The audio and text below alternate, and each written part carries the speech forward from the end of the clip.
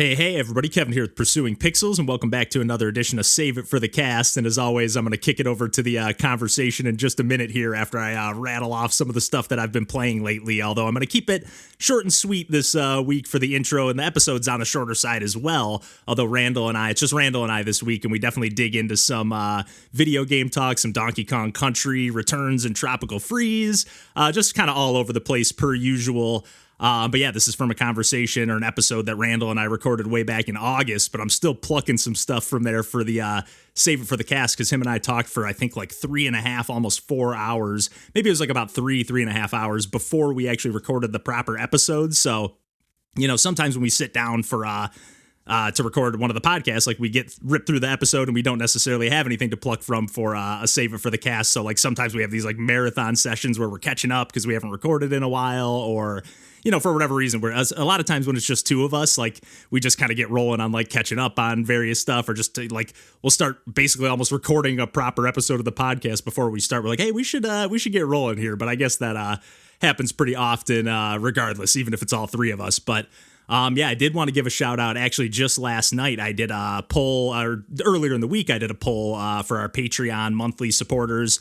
To see what we should do for our next stream. I know I've mentioned it quite a few times on these Save It for the Cast intros, that I've kind of been getting situated back here in Michigan and just kind of like reconfiguring a new kind of temporary setup. And I keep like pulling out my capture card, like slowly but surely, like getting more of my stuff out. Like, okay, I don't want to have this like half-assed, half-hearted setup going on. I want to make sure I can still do things properly. So like I got everything set up the other day. I've done a couple test streams here and there, and then I've done some like just test like recording of some videos. Obviously, we've recorded quite a few episodes of the podcast now that I've been back for, 2.5 months or whatever. But yeah, I decided after like getting quite a 3-4 test streams up and running and feeling a little more confident in the situation, I was like, okay, it's time to do a poll for our monthly supporters. And of course I had to lean into, I had 4 different things. Of course I had Punk Cake and Sokpop on there for the polls, because I was like, I'm kind of indecisive. I don't know exactly what to play. I had some Homebrew retro stuff on the poll as well, which I think Randall and I might end up digging into some of the stuff from Matt Hughson or Hughson. I'm not sure how you pronounce it, but he's got a few games on the NES, and I think even some other retro consoles as well. But like I've been playing a lot of Witch and Whiz, and Randall's talked about From Below on the podcast before. They just made a new game called Minecart Madness, a new-ish game for Game Jam. That's really fun, kind of like an arcadey NES game, and then they're working on another new one right now. And I think I saw they were even porting Witch and Whiz to Super Nintendo, or maybe even making a sequel on the SNES. So super, super cool. I'm really excited to see what happens with that. But anyways, after the poll was voted on and whatnot, the Sokpop collection won. And again, there's I think, yeah, they actually just released their 100th game, and I think I'm going to save that for another time when I can talk about it on the podcast proper, because I've been playing a ton, or not a ton, but I've played about 2 hours of their most recent game, Spring Blades, and that's kind of what got me back on the kick. And a lot of times their games don't play super nice with my laptop / like if I have OBS running and streaming at the same time. And I did have a couple technical snags during the stream last night, but it was still so much fun. We started off with one of their older games, or I guess kind of like midway through their run of games, I guess. It's called Bobo Robot. And yeah, it's just like a really fun kind of mini Metroidvania. It took me about 40 minutes to rip through, and basically it's kind of like a little run and gun. You don't get too many new power-ups. You mostly kind of like, it's more about exploring this little mini like low-res world with this really awesome, low-res pixel art, but it's got some extra like juicy squishiness going on too. There's like some extra, visual flair going on. It's got that usual Sokpop energy is always the word that they use, and I feel like that's the perfect term, because it's not like all their games have the same art style, but they have like I don't know, you just know a Sokpop game when you see one, or at least it's oftentimes you can pick one out. And yeah, so I was kind of bouncing around, playing a bunch of their stuff. Like I was playing this game called Fishy 3D. This was not on the stream. This is actually before I started streaming. And it's just this is actually one of the games that I kind of first caught my eye from Sokpop. And I was just like, oh my God, this just looks amazing. It's gotten a really cool, like 3D low poly art style. And you're just kind of like this little fish. It doesn't teach you anything. And that's what's so cool about a lot of their games, and the games from Punk Cake as well. And just in general, I really like games that kind of like throw you to the wolves a little bit. You got to just kind of like, there's a very minimal tutorial, if any, and you're kind of like poking and prodding at the systems and trying to figure out what's going on. So with Fishy 3D, at first I'm like, man, what's going on here? You have to kind of keep like eating things to keep growing the size of your fish, and then eventually you can eat other fish. And like at first I just thought they were like just other creatures in the environment, NPCs, if you will, that you can't even interact with really. But eventually I saw a fish that had like a star in its mouth, which are one of the things that you try to collect, or like kind of in its body. And I was like, okay. And I kept just eating more and more things, and I got pretty big, and I was like, maybe I can just gulp this thing up. And sure enough, I did. And yeah, it's just a really cool, like, I don't know, really bright and vibrant, and I don't know, just awesome, colorful world to explore with just kind of some light puzzle solving that I don't know, it can be a little obtuse at times, but it's like it's such a pleasant game and environment to be in. It doesn't really bother you that much. And then I jumped over to Popo's Tower after that. And again, this is all not on the stream. I know I was talking about Bobo Robot for a second. I'll get back to that, I guess.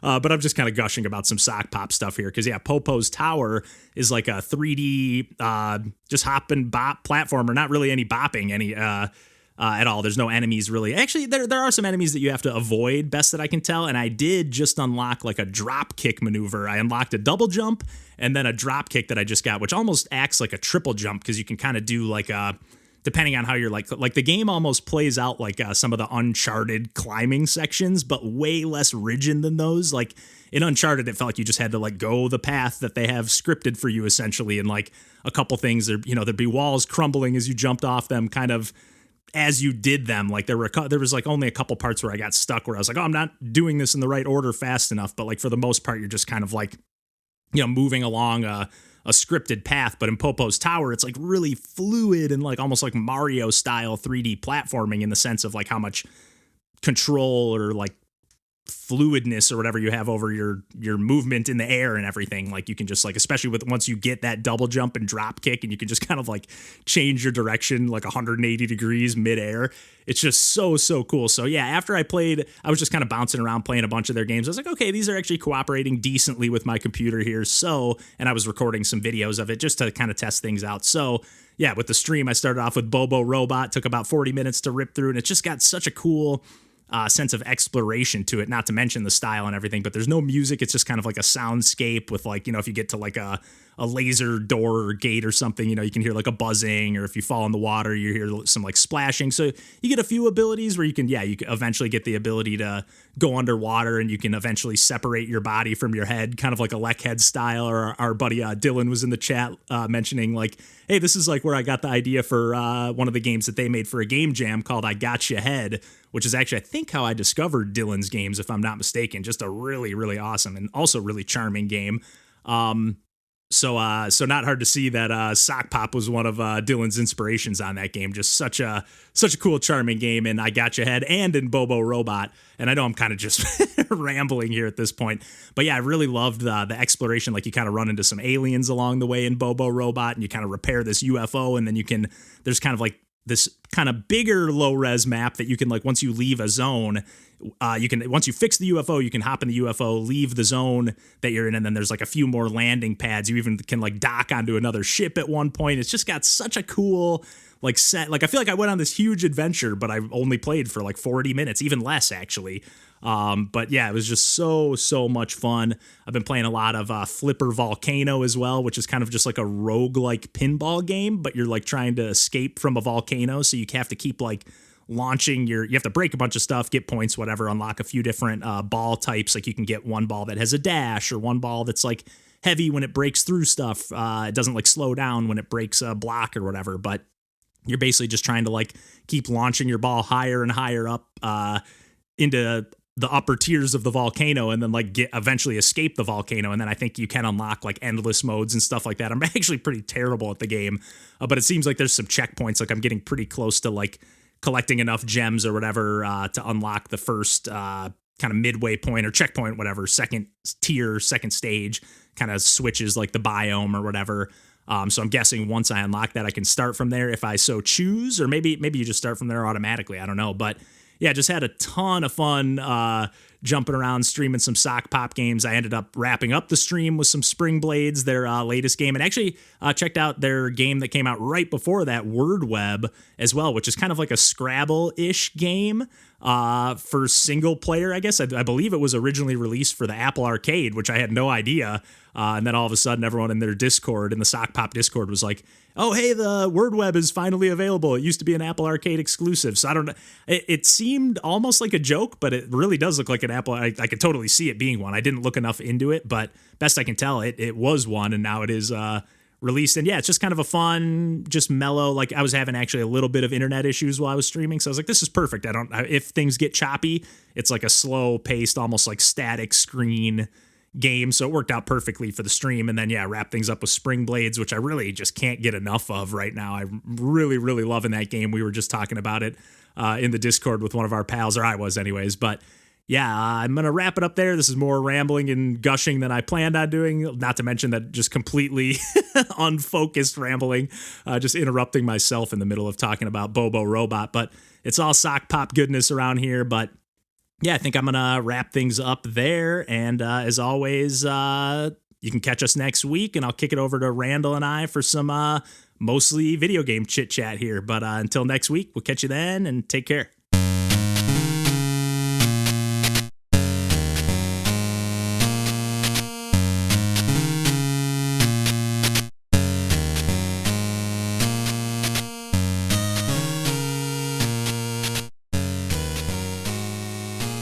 Which, to be fair, cool mode. In Fiona could play that because you can go over spikes with the surfboard and stuff. So it was cool. Definitely enticing to my cousin who before I kind of told him man, Tropical Freeze is awesome, but I don't he would complain about certain games being hard, and I was like, man, if you think those are hard, game. I would just say avoid it. Yep. And then when the Switch version came out, I was kind of like, I think you should get it. I think you could have some fun. Because, and then, Cranky could do the DuckTales bounce over. Yeah, the Scrooge. Yeah. So, there's some easier ways of going about the levels that way with those characters. It's funny, too, though. I was just thinking about how much more, talking about how, I was getting frustrated playing Box Boy and Box Girl with DJ. Or I was thinking about it earlier, but then I was thinking about when you and I played, I'm pretty sure... I can't remember if we played Tropical Freeze together. I'm pretty sure I think we Returns. did. Yeah, we did. Because I sort of remember there being... I just sort of remember distinctly through the whole game, it was one of us was DK and one of us was Diddy. I was you're Diddy. Right about that. I was Diddy because I was I want you to play as DK because I had already played the game, and I was you got to play it as DK is kind of the proper... it's too easy with Diddy. Right. But it's still a totally different game when you play single player, because when you have DK and Diddy as a tandem as opposed to it.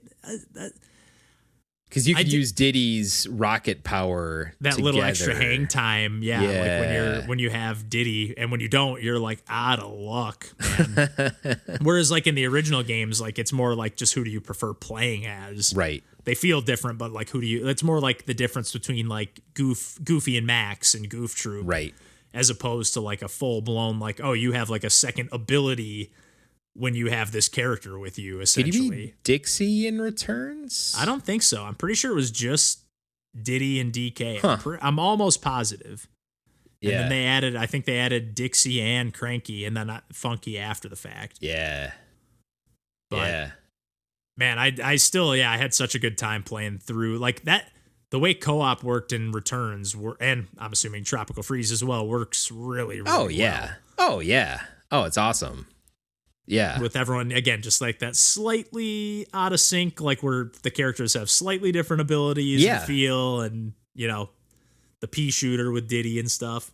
I love it when it's a little bit asymmetric that way. That's always more interesting to me. We're helping each other, but we're not exactly the same or do the exact same things. Exactly. It just it makes it more, it forces you to communicate more as opposed to just mindlessly mowing down enemies or whatever it is that you have to do in the game. We're not just both carbon copies of the main character. Yeah, exactly. It's you do have to, who's better for this task, or who's better to and again in Goof Troop, Max has got to have the bell, man. He's got the speed bursts. He's got the quick shoes. I've loved how much Goof Troop has come up on recordings. That's great too.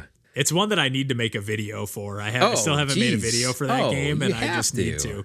I've just been, it's so, for whatever reason, when I run the emulator stuff, it's always like a little bit finicky. So like when I have it up and running and working, then I'm just like on a kick and I'm just doing retro stuff. And then when it's not working, I'm like, it's not working right now. You so do that's need part of that why, super NT. Exactly. That's part of why I'm just like, any of the ones I own, I just want to be able to play it straight. And it'd just be cool to be like, I'm recording this straight from the cartridge. Yeah. As opposed to emulating it, you know? Yep.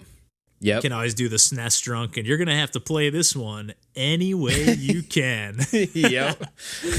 I love that guy so much. Me too. I'm so glad he still makes videos too. Yeah, me too. I was pretty happy to see, I guess, well, not happy to see this, but I'm one of his, like, he does those like music videos sometimes where it's like 3 hours of relaxing like JRPG music. Yep. And one of them got like taken down or whatever by Square of all people. Like, took it down, and like a bunch of people were like, "Oh yeah, Nintendo sucks" or whatever. And he was like, "Actually, he was like, Square are the ones that are on this." He's like, "Nintendo's actually been really cool to me. Like, they've like given me permission to use all the like I've like definitely like filed the stuff." And like he's like, anytime I've ever had to communicate with anyone, they give like the approval and never have had an issue with them. Wow, that's actually surprising to me. That's cool. It was nice to hear. It was like, okay, nice. Like everyone's, you know, when you could easily expect him to just be like, yeah, screw Nintendo. This sucks. Yeah. He's just like, hey, they've always been cool on, at least on this front for these types of videos. And yeah, why would they care? They have before. I don't think he's monetizing those. Yeah, maybe it's just I could be wrong, but maybe he just doesn't monetize those videos, and then it's not an issue. Or it's because he's getting the pre-approval that way in a way that others don't. You know, I don't know. Yeah, maybe he reaches out, or maybe he like had an interaction in the past and was just like, hey, this is what I'm doing, and you know, just got in touch with the right person who's like, hey, yeah, your stuff seems cool. Yeah, you know, as long as you don't cross the lines. Yeah. No, he's great. Yeah, because that's because I do get kind of defensive about Nintendo. Like when people just like pile up on them, I'm like, they're really not that shitty. They just really like, if they see anyone making money off of their product, or anything that like they're just like, no, that should be our money. Like we should be the ones making that. No one should be allowed to do that. That's and then there's the whole like legal precedent of like if you don't do it, but then you decide to do it, then you're like picking and choosing, and then your legal standing takes a hit. You know, in court because you weren't consistent. Right. You're like, hey, well, you let it slide this time, you know? Yeah. That's a good point. They're almost, it's just like a purely just logistical business cutthroat decision that you just kind of have to make, I guess. I don't know. Not have to, but you kind of have to. Yep. Especially when you're in a Nintendo situation where you kind of have like all of these IPs like Disney, right? All of your characters and the only ones that rub me the wrong way is when they like shut down like a Smash tournament or like, it's just like, dude, just let the people play Smash just because they're not playing like the new version of Smash or whatever. It's not like a sanctioned event. It's like, who cares? That's ridiculous. Yeah. Like that's just ridiculous. Let them like, play if anything, Smash Brothers Melee. You should be stoked that people are still playing that game. Exactly. You know, like it's still bringing in fans to the new game. It's, you know, it's still. And all your characters are there for people to get familiar with and, you know, and buy plushies of and check out the Switch and whatever. It's certainly not having a single solitary negative impact on Nintendo. No, like unless like the company hosting it started getting like, you know, like the CEO was involved in scandals and this and that, then sure, you've got some ground to stand on. But if it's just a bunch of kids playing Smash, or, you know, kids or people, whatever, but like, in a tournament and, you know, just because you're not making money on it, it's just shitty. Like just host a big tournament then. You could easily just do like a BlizzCon type thing. Just host SmashCon and you would easily have the biggest one if you hosted it. Yep. So, and you could bring like Splatoon and other games like that there too. That's a great point. They could honestly have a huge multiplayer fest every year, you know, and make it like its own event. They don't do the E3 stuff anymore these days, or like they do them, but it's all digital. So they could easily just be like, hey, we're actually going to do this at our headquarters or in Seattle every year, like in an off season, you know? Yeah. Yeah, because they don't do E3. They typically have a presence at PAX when it's been, you know, a thing, but PAX West. But otherwise, they certainly could. Yeah. Yeah, that seems like, why not? It almost seems like, why would Pokemon? You could easily do stuff with that too. Oh, geez, yeah. Oh, easily. Could be its own. They could easily be two separate events. Have one for the summer for like Nintendo and one for Pokemon could be its own convention. Yes. Yeah. 100%. Could probably have a daily Pokemon convention center that was open daily and probably get good enough business to keep it open. I mean, there are legitimate Poke centers in like Japan and places. Yeah. So that's just to see how nuts people have gone and over like literally today of like a couple new things getting announced and people like I think they announced some new stuff for Arceus or whatever and people are like, oh my God, it's a brown whooper. Oh my God. It's like, dude, they literally just palette swapped this thing. Chill out. Chill out. It is cute, but don't get me wrong, but I'll still get that new Pokemon Snap at some point. I do want to get that. And I keep forgetting that the original is on the Switch. Oh, that's cool. Playable. Because that's one that I bet you would look awesome. That's up-resed. true. I bet you that would look really sharp. That would be a fun one to just chill out and stream too. Oh, that would be a really good stream. That would be a great one to stream. Yeah, because I've been finding like there's like definitely certain moods that I'll be in where I'm just like I kind of want to stream, but like more like I'm just kind of like playing this. Like I almost like instead of having a podcast on, I'm just like streaming to be like a little preoccupied or whatever. But it helps me like get a little more into the game sometimes. Like, just like put a little more of my focus in because I'm like, okay, I'm live right now. I can't just be like fucking around. Yeah. Right. And other people are watching me. So I, need to perform on some level to get through this. Right. Yeah. Yeah. To show what this is about. Yeah. It's been fun. And I've found a good way of like being able to use, not every time, but like most of the time I'm able to trim the stream and then use it later for a video. And even like I did that Game Maker's Toolkit stream where I was like just streaming a bunch of games from the jam that like people that we, know, quote unquote, people that, in the Discord or whatever, that made stuff. And I was like, so I ended up checking out like 10 games and like out of like 10, like 7 of those, I was able to like trim into their own individual videos. Nice. And like, okay, I don't even have, cause I used to always like then go back and try to redo them. Cause I'd like, I don't want to have me like chatting with people in the chat, but I was like, I've gotten it down good enough to where I don't do the whole like, hey, Kevin here with Pursuing Pixels, but I still like, I have a good way where like I'm just kind of mentally editing it in my mind. So like I'll kind of like BS before I start. And then right before I start, I'll say something like, all right, let's dig in, enough dilly-dallying, let's get into this. Right. Or hey, all right, now let's get started on this or check some of this out. And like, then I can trim it right up to that point and be like, okay, it's pretty much starting immediately just like the regular videos do.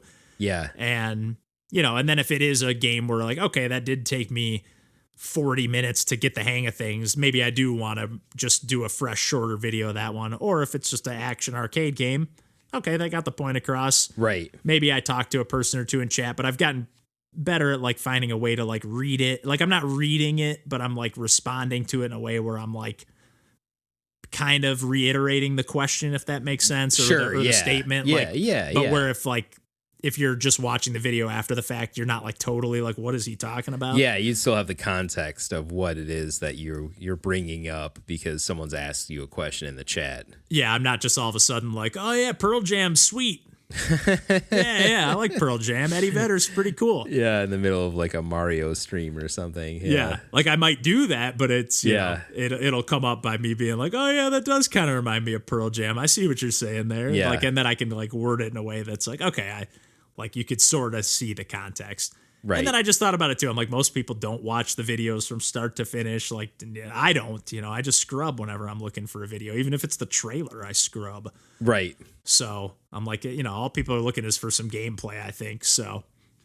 Yeah, generally, I don't know. So there's some people that just want to have it on in the background or whatever too. But yeah, it's true. Yeah, because it seems like yesterday I just posted the video that I did again. That Kevin Cole stream that I did. We checked out 5 of his games and I trimmed that up into 5 separate videos to upload. And I uploaded the first one today for the new game that he's got coming out.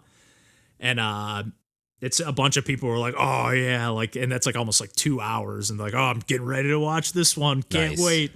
Seems like those interview ones have been going really well. Yeah. Like both in the sense that like they've gone well doing them, but like they've gotten good reception too, which has been that's cool. Really good. It helps that Kevin Cole's just a nice guy. He's really cool. He's awesome. I know. And I always feel like he like overinflates how much help we give him. He's like, man, every time you guys do anything with my stuff, I get such a huge boost in followers and stuff. I'm like, heck yeah, man. I was like, I feel like you're doing it all on your own, but happy to help in any way. You know, if we're helping, I'm happy to help the cause. But say, Kevin, it helps. Kevin Cole, it helps that you and John Hines are just twins. Yeah, so, exactly. You know, the vocal doppelganger. Yeah. I love you have the same aura. So that really flows well with our whole thing. Yeah, he really does have just like such a good like energy and like, vibe to him. Like I'm just like, he's such a cool guy. Yeah, honestly. Yeah, definitely with like, again, zero pressure on that. But if we do end up syncing up with some kind of board game thing with him, that would be pretty fun, I think. I mean, I want to talk to him, but but I just don't want to be the one to like throw a monkey make it not happen or something. But no, exactly. I'll touch base with him. I told him like I was like, I'm going to be out of town for this week, and I'll touch base with you when I get back in town. But I'm pretty pumped. I'm at next Friday. I'm doing one of the guys that made a game for the Game Jam, the Pursuing Pixels Game Jam. Yeah, is actually like turned that game into a game that's coming out on Steam. So nice. Pretty cool. Nice. It's kind of like a Minesweeper meets a city builder sort of like puzzle game. It was one of my favorites from the Game Jam. So I was very excited to see that he was like turning it into a full game. Nice. So I'm going to do an interview stream with him. So that'll be like extra fun to be like, like talking about like the jam process. Yeah. And like actual game, and pretty pumped to do that one. That's really cool. Yeah. That's awesome that's coming out of that, and that you're still involved in that too. Yeah, that's that sweet. Game Jam went so well. Like, it seemed like it. Can't like stress enough how well that went. I'm like, man, I'm pumped to do another one. Yeah. Just annually, I'm assuming.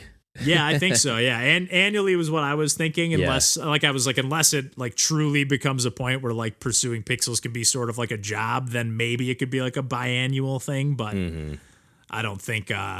I'm not looking to add that to my plate multiple times a year. It was definitely as fun as it was definitely like, this is like all I'm thinking about and all I'm doing for it's an all undertaking. Day. And I can only assume it would get bigger each time, or at least, roughly the same, and potentially grow. Right. So it's like it's only going to get more and more, demanding. So as we do more of them. So I'm like, yeah, yearly's good. Because, so right after it ended, a couple people were like, you going to do, when's the next one? I'm like, when's the next one? There's a million game jams. Go join a different game jam. No, people want what they're comfortable with, though. Yeah. It definitely, like a bunch of the people that participated were like, man, I've done a bunch of game jams, and this is the most fun one I've ever been a part of. And in a lot of cases, man. Like they barely interacted at all. Like, so it must have just been good vibes, like good people all around. And like, they just knew what to expect. You laid it out enough that and they giving knew what good to expect. feedback. Like nobody was like being shitty on like their comments. Cause sometimes I see the game jams and people are giving all sorts of like really harsh feedback. And like, I get you're trying to give criticism, but like it felt like everybody who was giving was like truly critiquing the game, like giving honest feedback, giving if they had a problem with it, like gave a true honest critique, but not like in a shitty way that was like, hey, your game sucks, Right. It was like, hey, yeah, this is pretty cool. The controls are a little wonky, but if you had a little more time to work on it, this would have been a lot of fun or something. Or right.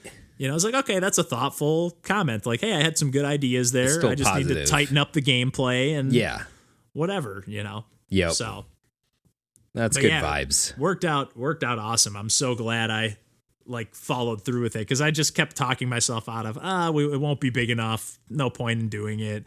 Yeah, and then I was like, well, anniversary, might as well do it. Now or never. Over 50 entrants, like over 50 completions of people entering their games. Like that's fantastic. Pretty nuts. Yeah. Yeah. Pretty nuts. And I'm like stopping this size. stream I'm stopping my recording because I'm getting paranoid about how big this file is getting.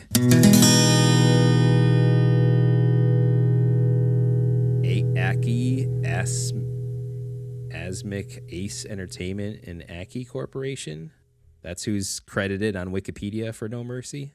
They're definitely Japanese developed. Okay. I can get down. I'm definitely way more intrigued than I would be in, whatever the SmackDown versus Raw or whatever the heck. Oh, yeah. It just seems like all of the wrestling games for the last, since 20 years basically have not really been all that great on average. And especially in recent, I've heard the last few. I don't know about this newest one, but I know there was a good string of years where it was just like they're just like bug filled and like just crazy. Like people were like, we want our money back. Yeah, they're not great. Just shelling it, like worse than Madden. Like at least Madden's like gives you a playable game. You know, whether they're innovating or doing anything new, really, not so much. But at least they're giving you a well-made game. Yep. Yep. Although I haven't played those in years either. I just play my NBA 2K. That's my sport game of choice. I've already got the new one pre-ordered. Nice. Did you see that list that I put in the Discord at one point? I saw that, and then I got caught doing something else, and I was going to respond, and I totally forgot. But yeah, I saw that those ranking the top 2Ks. But I'm like, man, pretty much every 2K they listed on that list, I don't think I've even played. Because I basically only were some of the older ones, yeah. Yeah, but I only played I might have played one of them on Dreamcast, but I didn't own a Dreamcast during those days. And then I got one later, but not during when it was alive. And then I played NBA 2K5 around the same time that I bought NFL 2K5, which was the last NFL one. And then from that, maybe I played 2K6. And then after that, I was just a long absence from those games until 2K18 is when I got back on my bullshit. I think they had, if I'm not mistaken, I'd have to pull it back up, but I think they had 17 was the number one for whatever reason. But it might have been 07 now, or maybe it was just 2K7 and I was just reading 17 into it or something. But. Yeah, I understand why people are irritated with these most recent ones for the insidious capitalistic reasons, but you know the game plays tremendous as far as I'm concerned, and they've only been refining it over time. And as long as that stuff doesn't get in the way or gate off elements of the game, or make it unbearably grindy if you don't engage with it. Which maybe it does. I don't know. I think it was. I would say it was that in 2K18 and 19 and stuff. And I feel like because there's been so much fan backlash to that, they've eased off of it more and more over time. Where it's, I think they've found a better sweet spot for that stuff now versus. But I mean, that stuff's still there though. You can buy the virtual currency, and you get pre-order bonuses of this and that. And maybe this is finally the year that I played the schlocky My Career mode, which is basically the single player story campaign where you are just one basketball character and you work your way up, which I've never done it. I've always played the My Team or the My GM modes, which are more build the team focused. It just seems so shitty to have that kind of mechanic, or not even mechanic, but that kind of predatory monetization or whatever you want to call it. In a game that you're gonna make a new one next year, that's kind of bullshit. If it was it's a hell of a strategy. It makes a little more sense when it's okay, Fall Guys, free to play, buy your cosmetics or buy your coin. I don't know what you can buy with the in the store in there or whatever. I think it's all just cosmetic stuff, but in that kind of sense, all day that stuff doesn't bother me in the slightest. But if you're especially if that's just the one time game. But if you're I don't know. It just seems like a pretty big ask to be hey, have this on. Basically, you're just asking somebody to have an ongoing expense in their life with this game and to get the new one when it comes out and just keep that train rolling. And none of your previous purchases transfer over to the new one. So it's basically the game is a platform, but every year it's a new platform that you have to start from scratch and spend more money. Yeah, whereas if it was just NBA 2K, right? And you bought that and every year, as long as you were a member or whatever, you paid, whatever the fee is, and then you get the updated rosters and you get the, it does everything for you along those lines. Then you could be okay, then maybe I want to use some of this currency for, whatever you want to use it for, but maybe you can justify it a little bit more. Yeah. But no. Yeah, no way. Too much money to leave on the table. Way too much money. Yeah. Yeah. But then I buy it every year, so.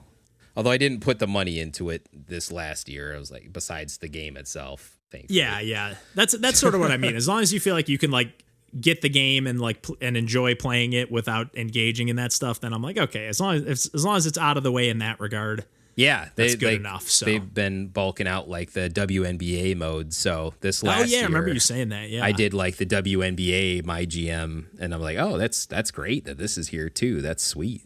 Yeah. So got no NBA team, so and that I've been getting more and more into the WNBA. We're actually gonna go the last home game for the season. We're gonna go watch on Sunday. And it's going to be Sue Bird's last regular season home game. They made the playoffs, but last regular season home game, and we already got tickets because we got this like super cheap family package for 4 games. So nice. That's one thing about taking advantage of those sports that are like those leagues that aren't as popular. Yeah, we'd go to like a Vipers game. Yeah, back in Detroit or what was it, Auburn Hills? Yep. But yeah, the tickets were like $5. If they might have just been free, to be honest. To go to like typically, a Vipers game, the like Vipers giving them away ones. at school, at elementary school. Hey, Vipers tickets. Oh yeah, there's some dude, some coworker, or the student or whatever. Those somebody's got Viper tickets. Viper tickets are flowing. Yeah, yeah, they were fun though. Oh yeah, they were fun to go to. It is fun. Why not? And it's almost more fun again, kind of like the wrestling stuff where it's like almost like a more low stakes thing. Yeah. I'm not really even invested in this game. I'm more just kind of here for the environment and like just a change of scenery. And the concessions typically cost a little bit less too. Exactly. Yeah. Stuff, Yeah, it's like, okay, I can actually like get a beer or get a whatever at the game and enjoy it and not be like, oh, do I really want to spend $8 on a Miller Lite? At least. Not at really. Least. Yeah, seriously. I'm just like, oh my God. Just gouging people. Mm-hmm. Unreal. Yep.